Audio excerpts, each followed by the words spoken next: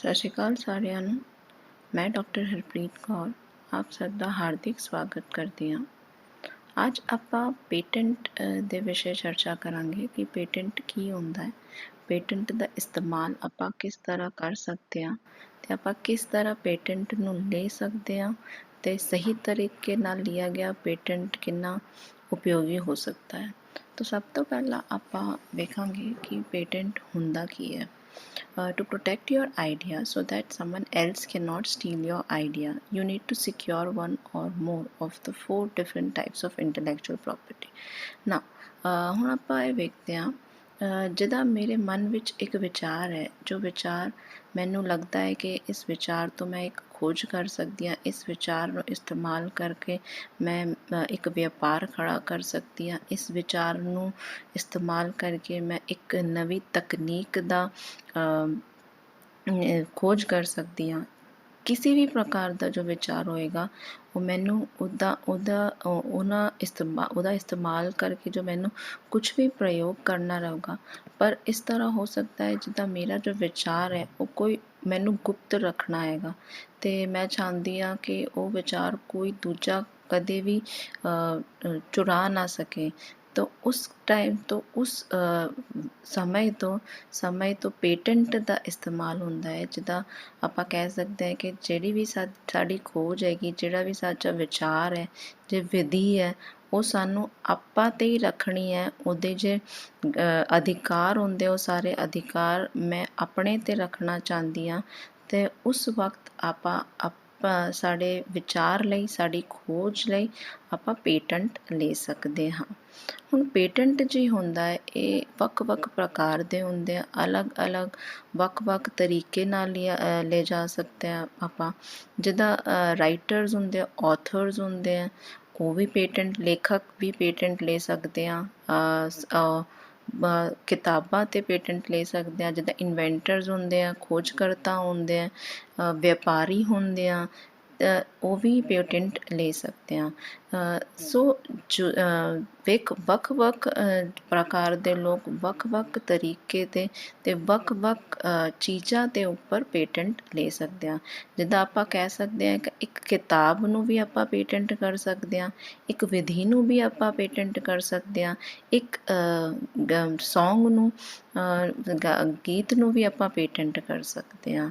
ਤਾਂ ਇਸ ਤਰ੍ਹਾਂ ਵੱਖ ਪ੍ਰਕਾਰ ਦੀ ਚੀਜ਼ਾਂ ਦੇ ਉੱਤੇ ਆਪਾਂ ਪੇਟੈਂਟ ਫਾਈਲ ਕਰ ਸਕਦੇ ਹਾਂ ਜਿੰਨਾ ਸਾਡੇ ਆਪਾਂ ਚਾਹੁੰਦੇ ਹਾਂ ਕਿ ਉਹਦਾ ਜੇ ਅਧਿਕਾਰ ਹੈ ਉਹ ਸਿਰਫ ਮੈਂ ਇਸਤੇਮਾਲ ਕਰ ਸਕਦੀ ਹਾਂ ਅਤੇ ਮੇਰੀ ਜੋ ਵੀ ਖੋਜ ਹੈਗੀ ਉਹ ਕੋਈ ਹੋਰ ਇਸਤੇਮਾਲ ਨਾ ਕਰ ਪਾਏ, ਤਬ ਆਪਾਂ ਪੇਟੈਂਟ ਲੈ ਸਕਦੇ ਹਾਂ। ਹੁਣ 4 ਪ੍ਰਕਾਰ ਦੇ ਪੇਟੈਂਟ ਹੁੰਦੇ ਆ। ਪੇਟੈਂਟ 4 ਪ੍ਰਕਾਰ ਇੰਟਲੈਕਚੁਅਲ ਪ੍ਰੋਪਰਟੀ 4 ਪ੍ਰਕਾਰ ਦੀ ਹੁੰਦੀ ਆ, ਜਿਹਦੇ ਵਿੱਚ ਇੱਕ ਹੁੰਦਾ ਹੈ ਟ੍ਰੇਡ ਸੀਕ੍ਰੇਟਸ, ਜਿਹਦਾ ਕਿ ਨਵਾਂ ਫਾਰਮੂਲਾ ਜਿਹਦਾ ਆਪਾਂ ਖੋਜ ਕਰਦੇ ਹਾਂ ਉਹਦੇ ਉੱਪਰ ਜੇ ਆਪਾਂ ਉਹ ਅਧਿਕਾਰ ਚਾਹੁੰਦੇ ਹਾਂ ਤਾਂ ਆਪਾਂ ਟ੍ਰੇਡ ਸੀਕ੍ਰੇਟਸ ਲੈਂਦੇ ਹਾਂ। ਜਿਹਦਾ ਟ੍ਰੇਡਮਾਰਕ ਹੁੰਦਾ ਹੈ, ਜਿਹਦਾ ਆਪਾਂ ਕਹਿ ਸਕਦੇ ਹਾਂ, ਉਹਦਾ ਉਦਾਹਰਣ ਜਿਹਦਾ ਐਪਲ ਦੇ ਫੋਨ ਉੱਪਰ ਜੇ ਉਹ ਸੇਬ ਦਾ ਕੱਟਿਆ ਹੋਇਆ ਸੇਬ ਦਾ ਜੋ ਨਿਸ਼ਾਨ ਹੁੰਦਾ ਹੈ ਉਹਦਾ ਵੀ ਟ੍ਰੇਡਮਾਰਕ ਲਿਆ ਹੋਇਆ ਹੈ ਐਪਲ ਕੰਪਨੀ ਨੇ, ਤਾਂ ਉਹ ਹੁੰਦਾ ਹੈ ਟ੍ਰੇਡਮਾਰਕ। ਫਿਰ ਹੁੰਦਾ ਹੈ ਕਾਪੀਰਾਈਟਸ ਨੂੰ ਆਪਾਂ ਕਹਿ ਸਕਦੇ ਹਾਂ ਜਿੱਦਾਂ ਕਿ ਕੋਈ ਵੀ ਫਿਲਮ ਹੋ ਗਈ, ਜੇ ਕੋਈ ਵੀ ਡਰਾਇੰਗ ਹੋ ਗਈ, ਜੇ ਕੋਈ ਵੀ ਕਿਤਾਬ ਹੋ ਗਈ, ਤਾਂ ਉਹਨੂੰ ਵੀ ਆਪਾਂ ਉਹਦਾ ਵੀ ਆਪਾਂ ਅਧਿਕਾਰ ਲੈ ਸਕਦੇ ਹਾਂ। ਜੇ ਉਹਨੂੰ ਗੁਪਤ ਰੱਖਣਾ ਚਾਹੁੰਦਾ ਹੈ ਕਿ ਉਹ ਕੋਈ ਵੀ ਦੂਜਾ ਬੰਦਾ ਉਹਦੀ ਕਾਪੀ ਨਾ ਕਰ ਸਕੇ ਤਾਂ ਆਪਾਂ ਕਾਪੀਰਾਈਟਸ ਲੈ ਸਕਦੇ ਹਾਂ। ਅਤੇ ਚੌਥਾ ਪ੍ਰਕਾਰ ਹੁੰਦਾ ਹੈ ਪੇਟੈਂਟਸ, ਜਿੱਦਾਂ ਕਿ ਆਪਾਂ ਕਹਿ ਸਕਦੇ ਹਾਂ ਡਿਜ਼ਾਈਨ, ਕੋਈ ਵੀ ਫੀਚਰ, ਕੋਈ ਵੀ ਉਹਦੀ ਵਿਧੀ ਜੇ ਕੋਈ ਦੂਜਾ ਬਿਜ਼ਨਸ, ਜੇ ਦੂਜਾ ਵਪਾਰ ਕਾਪੀ ਨਾ ਕਰ ਪਾਏ ਤਾਂ ਆਪਾਂ ਪੇਟੈਂਟਸ ਲੈਂਦੇ ਹਾਂ। ਤਾਂ ਇਹ ਜੋ 4 ਪ੍ਰਕਾਰ ਹੈ ਇਹਨੂੰ ਇੰਟਲੈਕਚੁਅਲ ਪ੍ਰੋਪਰਟੀ ਰਾਈਟਸ ਦੇ ਤਹਿਤ ਆਉਂਦੇ ਹੈ। ਇਹ ਵੱਖ ਪ੍ਰਕਾਰ ਦੇ ਅਧਿਕਾਰ ਹੈ ਜੋ ਆਪਾਂ ਸਾਡੇ ਵਪਾਰ ਵਿੱਚ, ਸਾਡੇ ਰਿਸਰਚ ਵਿੱਚ, ਖੋਜ ਵਿੱਚ ਆਪਾਂ ਉਹਨੂੰ ਇਸਤੇਮਾਲ ਕਰ ਸਕਦੇ ਹਾਂ। ਟ੍ਰੇਡ ਸੀਕ੍ਰੇਟਸ ਹੁੰਦਾ ਹੈ, ਟ੍ਰੇਡਮਾਰਕਸ ਹੁੰਦਾ ਹੈ, ਕਾਪੀਰਾਈਟਸ ਹੁੰਦਾ ਹੈ ਅਤੇ ਪੇਟੈਂਟ ਹੁੰਦਾ ਹੈ। Patent is an exclusive right granted for N invention. ਹੁਣ ਮੈਂ ਜਦੋਂ ਵੀ ਕੋਈ ਨਵੀਂ ਖੋਜ ਕੀਤੀ ਆ, खोज किसी भी प्रकार ਦੀ ਹੋ ਸਕਦੀ ਆ। ਖੋਜ can be related to research ਹੋ ਸਕਦੀ ਆ। ਖੋਜ ਕੋਈ ਵੀ ਵਿਧੀ ਹੋ ਸਕਦੀ ਆ। ਖੋਜ ਕੋਈ ਵੀ ਨਵਾਂ ਤਕਨੀਕੀ ਸੋਲਿਊਸ਼ਨ ਹੋ ਸਕਦਾ ਹੈ। ਤਾਂ ਖੋਜ ਕਿਸੇ ਵੀ ਪ੍ਰਕਾਰ ਦੀ ਜੇ ਖੋਜ ਹੋ ਸਕਦੀ ਹੈ ਅਤੇ ਉਹਦਾ ਜੇ ਖੋਜ ਕਰਦਾ ਹੈ ਉਹ ਬੰਦਾ ਜਾਂ ਬੰਦੀ ਉਸ ਖੋਜ ਦੀ ਪੇਟੈਂਟ ਲੈ ਸਕਦਾ ਹੈ, ਜਿਹਨੂੰ ਕਹਿੰਦੇ ਆ ਅਧਿਕਾਰ, ਐਕਸਕਲੂਸਿਵ ਅਧਿਕਾਰ। ਜਿਹੜਾ ਅਧਿਕਾਰ ਸਿਰਫ ਉਸ ਖੋਜਕਰਤਾ ਨਾਲ ਹੀ ਹੈਗਾ ਕਿ ਮੇਰੇ ਇਲਾਵਾ, ਜਿਹਦਾ ਕਿ ਮੈਂ ਖੋਜ ਕਰਦਾ ਹਾਂ, ਤਾਂ ਮੇਰੇ ਇਲਾਵਾ ਕੋਈ ਦੂਜਾ ਬੰਦਾ ਜਾਂ ਬੰਦੀ ਉਸ ਤਰੀਕੇ ਦੀ ਖੋਜ ਦੁਬਾਰਾ ਨਾ ਕਰ ਪਾਵੇ, ਉਹਦਾ ਅਧਿਕਾਰ ਮੇਰੇ ਕੋਲ ਹੈਗਾ। ਮੇਨਲੀ ਇਹ ਜਦੋਂ ਆਉਂਦਾ ਹੈ ਤਾਂ ਆਪਾਂ ਕਹਿ ਸਕਦੇ ਹਾਂ ਕਾਪੀ ਨਹੀਂ ਕਰ ਸਕਦਾ, ਉਹਦੀ ਨਕਲ ਨਹੀਂ ਕਰ ਸਕਦਾ, ਉਹ ਅਧਿਕਾਰ ਮੇਰੇ ਕੋਲ ਹੈਗਾ। ਹੁਣ ਕੀ ਫਰਜ਼ ਕਰੋ ਜਿੱਦਾਂ ਦੂਜਾ ਬੰਦਾ ਕਾਪੀ ਕਰ ਲੇ, ਫਿਰ ਜੇ ਮੈਂ ਪੇਟੈਂਟ ਲੈ ਰੱਖਿਆ ਹੈ, ਉਹ ਉਸ ਦੂਜੇ ਬੰਦੇ ਨੇ ਮੇਰੀ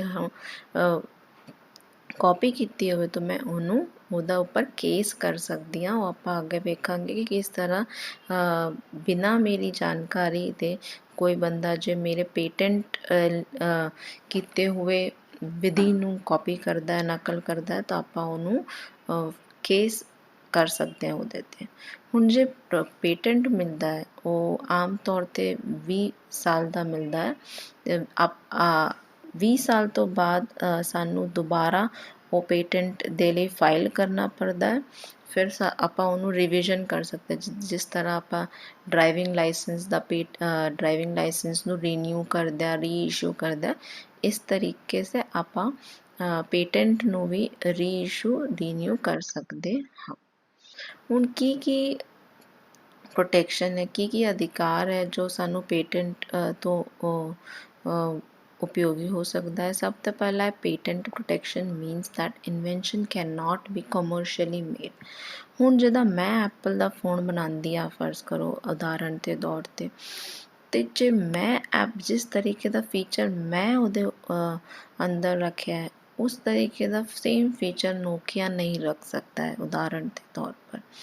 ਅਤੇ ਜੇ ਮੇਰੇ ਕੋਲ ਪੇਟੈਂਟ ਹੈਗਾ, ਉਹ ਸੇਮ ਦੂਜੀ ਉਹਦੀ ਨਕਲ ਕੋਈ ਦੂਜਾ ਵਪਾਰੀ ਨਹੀਂ ਕਰ ਸਕਦਾ ਹੈ। ਕੋਈ ਦੂਜਾ ਵਪਾਰੀ ਥੋੜ੍ਹੇ ਸਮੇਂ ਲਈ ਅਤੇ ਵੱਧ ਸਮੇਂ ਲਈ ਕੋਈ ਵੀ ਵਪਾਰੀ, ਕੋਈ ਵੀ ਬੰਦਾ, ਕੋਈ ਵੀ ਇੰਸਟੀਟਿਊਸ਼ਨ ਮੇਰੇ ਪੇਟੈਂਟ ਨੂੰ ਇਸਤੇਮਾਲ ਨਹੀਂ ਕਰ ਸਕਦਾ ਹੈ। ਤੀਜਾ ਪੁਆਇੰਟ ਹੈਗਾ ਸੋਲਡ ਵਿਦਆਊਟ ਦਾ ਪੇਟੈਂਟ ਓਨਰਸ ਕੰਸੈਂਟ। ਮੇਰੀ ਜਾਣਕਾਰੀ ਲੈ ਕੇ ਜੇ ਓਨਰ ਹੁੰਦਾ ਹੈ ਜੋ ਪੇਟੈਂਟ ਲੈਂਦਾ, ਉਹਦੀ ਜਾਣਕਾਰੀ ਲੈ ਕਰ ਦੂਜਾ ਬੰਦਾ ਉਹਦੀ ਪਰਮਿਸ਼ਨ ਲੈ ਕਰ, ਕੰਸੈਂਟ ਲੈ ਕਰ ਉਹਨੂੰ ਯੂਜ਼ ਕਰ ਸਕਦਾ ਹੈ ਅਤੇ ਉਹਨੂੰ ਲੈ ਵੀ ਸਕਦਾ ਹੈ ਪੇਟੈਂਟ, ਅਤੇ ਉਹਨੂੰ ਵੇਚ ਵੀ ਸਕਦਾ ਹੈ। Patent rights are usually enforced in court which hold the authority to stop patent infringement। ਹੁਣ ਜੇ ਦੂਜਾ ਬੰਦਾ ਮੇਰੀ ਜਾਣਕਾਰੀ ਬਿਨਾਂ ਮੇਰਾ ਪੇਟੈਂਟ ਯੂਜ਼ ਕਰਦਾ ਹੈਗਾ, ਤਾਂ ਮੈਂ ਉਹਨੂੰ ਕੋਰਟ 'ਚ ਲਿਜਾ ਕੇ ਉਹਦੇ ਉੱਪਰ ਕੇਸ ਕਰ ਸਕਦੀ ਹਾਂ। ਹੁਣ ਜੇ ਮੇਰਾ ਪੇਟੈਂਟ ਹੀ ਇਨਵੈਲਿਡ ਹੋ ਜਾਊਗਾ, ਜੋ ਕੋਰਟ ਹੈਗਾ ਉਹ ਕੋਰਟ ਮੇਰੇ ਪੇਟੈਂਟ ਨੂੰ, ਜੇ ਮੈਂ ਪੇਟੈਂਟ ਲਿਆ ਹੋਇਆ ਹੈ, ਉਹ ਦੂਜਾ ਬੰਦਾ, ਦੂਜਾ ਖੋਜਕਰਤਾ ਵੀ ਸੇਮ ਪ੍ਰਕਾਰ ਦਾ ਜੋ ਕੰਮ ਕਰਦਾ ਹੈ ਅਤੇ ਉਹ ਪੇਟੈਂਟ ਫਾਈਲ ਵੀ ਕਰੂਗਾ, ਤਾਂ ਉਹਦਾ ਜੋ ਪੇਟੈਂਟ ਹੈਗਾ ਉਹ ਕੋਰਟ ਉਹਨੂੰ ਖਾਰਿਜ ਕਰ ਦਿੰਦਾ, ਉਹਨੂੰ ਇਨਵੈਲਿਡ ਕਰ ਦਿੰਦਾ ਹੈ ਕਿ ਇਸ ਪ੍ਰਕਾਰ ਦੀ ਜੋ ਪੇਟੈਂਟ ਹੈ ਉਹ ਔਰ ਪਹਿਲੇ ਹੀ ਲੈ ਜਾ ਚੁੱਕੀ ਹੈ, ਅਤੇ ਹੁਣ ਦੂਜੀ ਵਾਰ ਉਹ ਸੇਮ ਇੱਕ ਤਰੀਕੇ ਦਾ ਪੇਟੈਂਟ ਦੂਜਾ ਬੰਦਾ ਨਹੀਂ ਲੈ ਸਕਦਾ। ਹੁਣ ਕੀ ਰਾਈਟਸ ਹੈ, ਕੀ ਅਧਿਕਾਰ ਹੈ ਜੋ ਪੇਟੈਂਟ ਓਨਰ ਨੂੰ, ਖੋਜਕਰਤਾ ਨੂੰ ਮਿਲਦੇ ਆ, ਆਪਾਂ ਉਹ ਵੇਖਦੇ ਹਾਂ। A patent owner has the right to decide who may or may not use the patented invention for the period in which the invention is protected। ਹੁਣ ਕੀ ਹੁੰਦਾ, ਜਦੋਂ ਮੈਂ ਕੋਈ ਧੁਨ ਬਣਾਈ ਹੈ ਉਦਾਹਰਣ ਦੇ ਤੌਰ ਪਰ, ਅਤੇ ਉਹ ਧੁਨ ਮੇਰੀ ਪਰਮਿਸ਼ਨ ਤੋਂ ਦੂਜਾ ਗਾਇਕ ਇਸਤੇਮਾਲ ਕਰ ਸਕਦਾ ਹੈ, ਉਹ ਮੇਰੇ ਅਧਿਕਾਰ ਹੈ ਕਿ ਮੈਂ ਉਹਨੂੰ ਪਰਮਿਸ਼ਨ ਦੇਵਾਂ ਕਿ ਨਹੀਂ ਦੇਵਾਂ। ਸੋ ਆਪਾਂ ਇਸ ਤਰ੍ਹਾਂ ਇਹਨੂੰ ਸਮਝ ਸਕਦੇ ਹਾਂ, ਜੇ ਇੱਕ ਪੇਟੈਂਟ ਓਨਰ ਹੁੰਦਾ ਹੈ ਉਹ ਸਾਡੀ ਜਾਣਕਾਰੀ ਲਈ ਆਪਣੀ ਜਾਣਕਾਰੀ ਤੇ ਵਿਸ਼ੇ ਉਹਨੂੰ ਰਾਈਟ ਦੇ ਸਕਦਾ, ਉਹਨੂੰ ਅਧਿਕਾਰ ਦੇ ਸਕਦਾ ਹੈ ਕਿ ਤੁਸੀਂ ਮੇਰੀ ਧੁਨ ਯੂਜ਼ ਕਰ ਸਕਦੇ ਹੋ, ਇਸਤੇਮਾਲ ਕਰ ਸਕਦੇ ਹੋ ਕਿ ਨਹੀਂ ਇਸਤੇਮਾਲ ਕਰ ਸਕਦੇ। ਹੁਣ ਜਦੋਂ ਪੇਟੈਂਟ ਐਕਸਪਾਇਰ ਹੋ ਜਾਂਦਾ ਹੈ, ਜਦੋਂ ਪੇਟੈਂਟ ਖਾਰਿਜ ਹੋ ਜਾਂਦਾ ਹੈ ਜਾਂ ਉਹਦੀ ਸਮੇਂ ਸੀਮਾ ਸਮਾਪਤ ਹੋ ਜਾਂਦੀ ਹੈ, ਤਦ ਦੂਜਾ ਜੇ ਖੋਜ ਕਰਤਾ ਹੈ ਉਹ ਉਹਦਾ ਇਸਤੇਮਾਲ ਕਰ ਸਕਦਾ ਹੈ ਅਤੇ ਦੂਜੀ ਵਾਰ ਉਹਨੂੰ ਲਾਇਸੈਂਸ ਵੀ ਮਿਲ ਸਕਦਾ ਹੈ। ਹੁਣ ਆਪਾਂ ਇਹ ਦੇਖਦੇ ਹਾਂ ਕਿ ਪੇਟੈਂਟ ਜ਼ਰੂਰੀ ਹੈ ਕਿ ਨਹੀਂ ਹੈ। ਜ਼ਰੂਰੀ ਹੈ ਤੇ ਕਿਸ ਪ੍ਰਕਾਰ ਹੈ। ਹੁਣ ਆਪਾਂ ਐਪਲ ਦਾ ਆਈਫੋਨ ਜਦੋਂ ਆਪਾਂ ਵੇਖਦੇ ਹਾਂ, ਐਪਲ ਦੇ ਆਈਫੋਨ ਦੇ ਕਈ ਇਸ ਪ੍ਰਕਾਰ ਦੇ ਫੀਚਰਸ ਹੁੰਦੇ ਹਨ ਜਿਹਦੇ ਦੂਜੇ ਫ਼ੋਨ ਵਾਲੇ ਦੂਜੇ ਫ਼ੋਨ ਦੀ ਕੰਪਨੀਆਂ ਉਸ ਪ੍ਰਕਾਰ ਦੇ ਫੀਚਰਸ ਦੀ ਨਕਲ ਨਹੀਂ ਕਰ ਸਕਦੀਆਂ, ਕਿਉਂਕਿ ਐਪਲ ਨੇ ਪੇਟੈਂਟਸ ਲੈ ਰੱਖਿਆ ਹੈ ਸਾਰੇ ਕੇ ਸਾਰੇ। ਹੁਣ ਜਦੋਂ ਦੂਜੀ ਕੰਪਨੀ ਉਹਦੀ ਨਕਲ ਕਰਨ ਦੀ ਕੋਸ਼ਿਸ਼ ਕਰੇਗੀ ਤਾਂ ਐਪਲ ਕੰਪਨੀ ਉਸ ਕੰਪਨੀ 'ਤੇ ਕੇਸ ਕਰਦੀ। ਤਾਂ ਜਦੋਂ ਵੀ ਆਪਾਂ ਕੋਈ ਨਵੀਂ ਖੋਜ ਕਰਦੇ ਹਾਂ, ਜਿੱਦਾਂ ਕਿ ਆਪਾਂ ਫੀਚਰ ਕਹਿ ਸਕਦੇ ਹਾਂ, KFC ਦੀ ਜੇ ਵਿਧੀ ਹੈ ਚਿਕਨ ਬਣਾਉਣ ਦੀ ਵਿਧੀ, ਉਸ ਵਿਧੀ ਨੂੰ ਵੀ KFC ਨੇ ਪੇਟੈਂਟ ਕਰ ਲਿਆ ਤਾਂ ਕਿ ਦੂਜਾ ਕੋਈ ਵੀ ਜੇ ਵਪਾਰੀ ਹੈ, ਜੇ ਹੋਟਲ ਦੇ ਇੰਡਸਟਰੀ ਦੇ ਹੋਟਲ ਦੇ ਬਿਜ਼ਨਸ ਵਿੱਚ ਹੈਗਾ, ਉਹ ਉਹਨੂੰ ਸੇਮ ਤਰੀਕੇ ਨਾਲ ਕਾਪੀ ਨਾ ਕਰ ਪਾਏ, ਉਹਦੀ ਨਕਲ ਨਾ ਕਰ ਪਾਏ। ਹੁਣ ਪੇਟੈਂਟ ਜੇ ਹੁੰਦਾ ਆਪਾਂ ਵੇਖਦੇ ਹਾਂ ਕਿ ਕਿਸ ਕਿਸ ਤਰੀਕੇ ਦੇ ਪੇਟੈਂਟ ਹੋ ਚੁੱਕੇ ਆ, ਪੇਟੈਂਟ ਲੋਕੀ ਲੈ ਚੁੱਕੇ ਆ। ਸਭ ਤੋਂ ਪਹਿਲਾਂ ਇੱਕ ਹੈ ਸਾਡੀ ਆਮ ਤੌਰ 'ਤੇ ਜ਼ਿੰਦਗੀ ਵਿੱਚ ਲਾਈਫ ਵਿੱਚ ਕਿਹੜੇ ਕਿਹੜੇ ਇਸ ਤਰੀਕੇ ਦੀ ਚੀਜ਼ਾਂ ਹੈ ਜੇ ਪੇਟੈਂਟ ਹੋ ਚੁੱਕੀਆਂ, ਜਿਹਦੇ ਅਧਿਕਾਰ ਲੈ ਚੁੱਕੇ ਆ ਉਹਦੇ ਖੋਜਕਰਤਾ। ਸਭ ਤੋਂ ਪਹਿਲਾਂ ਹੈ ਇਲੈਕਟ੍ਰਿਕ ਲਾਈਟਿੰਗ, ਜਿਹਨੂੰ ਬਲਬ ਕਹਿੰਦੇ ਆ ਆਪਾਂ, ਉਹਦੇ ਵੀ ਪੇਟੈਂਟ ਐਡੀਸਨ ਐਂਡ ਸਵਾਨ ਜੇ ਖੋਜਕਰਤਾ ਨੇ ਲੈ ਰੱਖਿਆ ਕਿ ਇਸ ਤਰੀਕੇ ਦੀ ਜੇ ਮੈਂ ਲਾਈਟ ਬਣਾਈ ਆ ਅਤੇ ਉਸ ਵਿਧੀ ਨੂੰ ਪੇਟੈਂਟ ਕਰ ਲਿਆ ਹੈ ਕਿ ਹੁਣ ਦੂਜਾ ਕੋਈ ਵੀ ਬੰਦਾ, ਦੂਜਾ ਕੋਈ ਵੀ ਖੋਜ ਕਰਦਾ ਦੁਬਾਰਾ ਸੇਮ ਤਰੀਕੇ ਦੀ ਵਿਧੀ ਇਸਤੇਮਾਲ ਕਰਕੇ ਲਾਈਟ ਇਲੈਕਟ੍ਰਿਕ ਬਲਬ ਨਹੀਂ ਬਣਾ ਸਕਦਾ। ਬੈਕਲੈਂਡ ਖੋਜ ਕਰਤਾ ਹੈਗਾ ਪਲਾਸਟਿਕ ਦਾ, ਉਹਨੇ ਵੀ ਇਹਦੀ ਪੇਟੈਂਟ ਲੈ ਰੱਖੀ ਹੈ ਕਿ ਜਿਸ ਤਰੀਕੇ ਨਾਲ, ਜਿਸ ਵਿਧੀ ਨਾਲ ਪਲਾਸਟਿਕ ਬਣਦੀ ਹੈ, ਜੇ ਆਪਾਂ ਪਲਾਸਟਿਕ ਬੈਗ ਯੂਜ਼ ਕਰਦੇ ਹਾਂ, ਆਪਾਂ ਪਲਾਸਟਿਕ ਦੀ ਬੋਟਲਾਂ ਯੂਜ਼ ਕਰਦੇ ਹਾਂ, ਪਲਾਸਟਿਕ ਦੇ ਡੱਬਿਆਂ ਯੂਜ਼ ਕਰਦੇ ਹਾਂ, ਉਹ ਜੋ ਪਲਾਸਟਿਕ ਹੁੰਦਾ ਹੈ ਉਹਦੀ ਵੀ ਪੇਟੈਂਟ ਹੋ ਚੁੱਕੀ ਆ। ਬੈਕਲੈਂਡ ਨੇ ਜਿਹਦਾ ਖੋਜ ਕਰਦਾ ਉਹਦਾ ਉਹਨੇ ਲੈ ਰੱਖੀ ਹੈ। ਬਾਲ ਪੁਆਇੰਟ ਪੈਨ ਜੇ ਆਪਾਂ ਇਸਤੇਮਾਲ ਕਰਦੇ ਹਾਂ ਆਪਾਂ ਰੋਜ਼ਮर्रा ਦੀ ਜ਼ਿੰਦਗੀ ਵਿੱਚ, ਉਹਦੀ ਵੀ ਪੇਟੈਂਟ ਹੋ ਚੁੱਕੀ ਆ। ਉਹਦੀ ਪੇਟੈਂਟ ਬੀਰੋ ਨੇ ਲਿੱਤੀ ਹੈਗੀ। ਜਿੱਦਾਂ ਇੰਟੈਲ ਹੈਗਾ, ਕੰਪਿਊਟਰ ਦੀ ਕੰਪਨੀ ਹੈਗੀ, ਸੋਫਟਵੇਅਰ, ਉਹਨੇ ਵੀ ਮਾਈਕਰੋ ਪ੍ਰੋਸੈਸਰਸ ਜੇ ਵੱਖ ਵੱਖ ਪ੍ਰਕਾਰ ਦੇ ਮਾਈਕਰੋ ਪ੍ਰੋਸੈਸਰਸ ਆਉਂਦੇ, ਉਹਦੀ ਵੀ ਉਹਨੇ ਪੇਟੈਂਟ ਲੈ ਰੱਖੀ ਹੈ।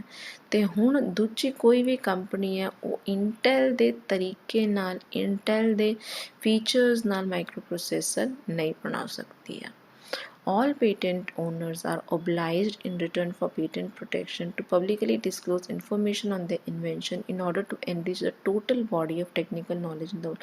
ਹੁਣ ਇਹ ਜੋ ਸਾਰੇ ਖੋਜ ਕਰਦਾ ਹੈ, ਪੇਟੈਂਟ ਦੇ ਜੇ ਅਧਿਕਾਰਿਕ ਪੇਟੈਂਟ ਜਿਨ੍ਹਾਂ ਨੇ ਲਿਆ ਹੋਇਆ ਹੈ, ਉਹ ਸਾਰਿਆਂ ਨੂੰ ਪਬਲਿਕਲੀ ਇਹ ਡਿਸਕਲੋਜ਼ ਕਰਨਾ ਪੈਂਦਾ ਹੈ, ਇਹ ਬਤਾਉਣਾ ਪੈਂਦਾ ਹੈ ਕਿ ਆਪਾਂ ਇਸ ਤਰੀਕੇ ਦਾ ਪੇਟੈਂਟ ਲਿਆ ਹੋਇਆ ਹੈ। ਇਹ ਜੇ ਮੈਂ ਬਲਬ ਬਣਾ ਰਿਹਾ ਹੈ, ਇਹ ਜੇ ਮੈਂ ਟਿਊਬਲਾਈਟ ਬਣਾ ਰਿਹਾ, ਇਹ ਜੇ ਮੈਂ ਬਾਲ ਪੈਨ ਬਣਾ ਰਿਹਾ, ਉਹਦੇ ਸਾਰਿਆਂ ਦੇ ਪੇਟੈਂਟ ਮੇਰੇ ਕੋਲ ਹੈਗੇ।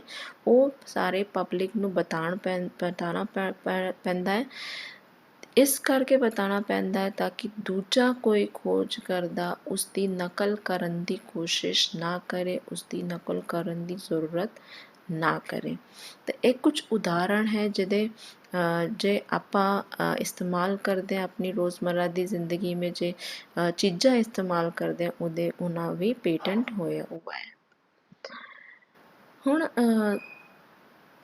it is an ever-increasing body of public knowledge that promotes for the creativity and innovation in others. Patents provide not only protection for the owner, but valuable information and inspiration for future generations of researchers and inventors. ਹੁਣ ਜੇ ਨਵੇਂ scientist ਹੁੰਦੇ ਆ, ਖੋਜ ਕਰਦਾ ਹੁੰਦੇ ਆ, researcher ਹੁੰਦੇ ਆ, ਜਦੋਂ ਉਹਨਾਂ ਨੂੰ ਪੇਟੈਂਟਸ ਦੇ ਵਿਸ਼ੇ ਜਾਣਕਾਰੀ ਹੁੰਦੀ ਹੈ ਤਾਂ ਉਹ ਵੀ ਮੋਟੀਵੇਟ ਹੁੰਦੇ ਆ, ਉਹਨੂੰ ਹਰ ਰੋਜ਼ ਨਵੀਂ ਜਾਣਕਾਰੀ ਮਿਲਦੀ ਹੈ ਤਾਂ ਉਹਨੂੰ ਐਂਥੂਸੀਆਸਟਿਕ ਹੁੰਦੇ ਆ, ਉਹਨੂੰ ਮੋਟੀਵੇਸ਼ਨ ਮਿਲਦਾ ਹੈ ਕਿ ਆਪਾਂ ਵੀ as a researcher, as a inventor ਖੋਜ ਕਰਦਾ, ਆਪਾਂ ਵੀ ਨਵੀਂ ਕੋਈ ਵਸਤੂ ਦਾ ਇਨਵੈਂਸ਼ਨ ਕਰ ਸਕੇ ਅਤੇ ਉਹਦੇ ਬਾਅਦ 'ਚ ਆਪਾਂ ਉਹਦਾ ਪੇਟੈਂਟ, ਉਹਦੇ ਅਧਿਕਾਰਿਕ ਸਾਰੇ ਰਾਈਟਸ ਲੈ ਸਕੇ ਕਿ ਜਿਸ ਤਰ੍ਹਾਂ ਆਪਾਂ ਖੋਜ ਕੀਤੀ ਹੈ, ਜੋ ਖੋਜ ਆਪਾਂ ਕੀਤੀ ਹੈ ਉਹ ਖੋਜ ਦੂਜਾ ਕੋਈ ਸੇਮ ਤਰੀਕੇ ਨਾਲ ਉਹਦੀ ਨਕਲ ਨਾ ਕਰ ਪਾਏ। Thank you.